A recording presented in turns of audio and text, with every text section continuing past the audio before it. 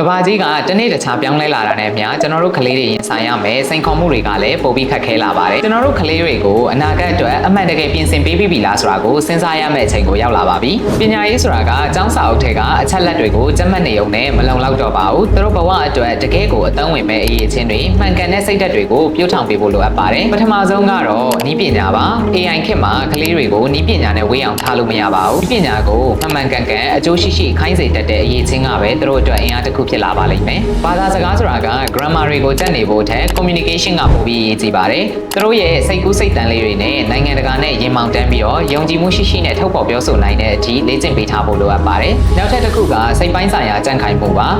ကိုထိန်းချုပ်နိုင်စွမ်းနဲ့စာနာနားလည်နိုင်စွမ်းရှိတဲ့ကလေးတစ်ယောက်က bullying လိုမျိုးလူမှုရေးဆိုင်ရာစိန်ခေါ်မှုတွေကိုအကောင်းဆုံးရင်ဆိုင်ကျော်လွှားနိုင်မှာဖြစ်ပါတယ်ဒါကတော့အရေးကြီးဆုံးတစ်ခုပါ understanding boundaries လို့ခေါ်တဲ့ကိုယ့်ရဲ့တကူရည်နဲ့မိတ်ကိုနားလည်ပြီးဘေးကင်းလုံခြုံအောင်နေထိုင်တတ်တဲ့အသိပညာကပဲသူတို့အတွက်အကောင်းဆုံးအကာအကွယ်တစ်ခုပါနောက်ဆုံးအချက်ကတော့ critical thinking မှာပြဿနာတစ်ခုကိုရှုထောင့်ပေါင်းစုံကနေဝေဖန်ပိုင်းခြားပြီးတွေးခေါ်တတ်တဲ့အလေးချင်းတွေကပဲသူတို့ကိုအနာဂတ်ရဲ့ကောင်းဆောင်ကောင်းတွေဖြစ်လာစေမှာပါဒီအရေးချင်းတွေကိုကျွန်တော်တို့ရဲ့ Future Ready AIN Global Scale Summer Camp မှာ Project Based Learning နဲ့လက်တွေ့လှုပ်ဆောင်မှုတွေကနေတဆင့်သင်ကြားပေးသွားမှာဖြစ်ပါတယ်ဒါမှပဲသင်ယူမှုက active and meaningful ဖြစ်စေပြီးကလေးတွေရဲ့ရင်ထဲမှာဆွဲကြံနေမှာဖြစ်ပါတယ်ကျွန်တော်တို့ Victoria Academy ရဲ့ရည်ရွယ်ချက်ကသင်ခန်းစာတွေနဲ့မဟုတ်ပဲကလေးတွေအတွက်တသက်တာအသုံးချနိုင်မဲ့ life skill တွေကိုပါပေးအပ်ဖို့ပါ Investing in their future today is the best gift we can give them တသားမိမိတို့ရဲ့အနာဂတ်လမ်းပြမြေပုံကိုကျွန်တော်တို့နဲ့အတူဖော်ဆောင်ကြည့်ဖို့ဖိတ်ခေါ်ချင်ပါတယ်ခင်ဗျာ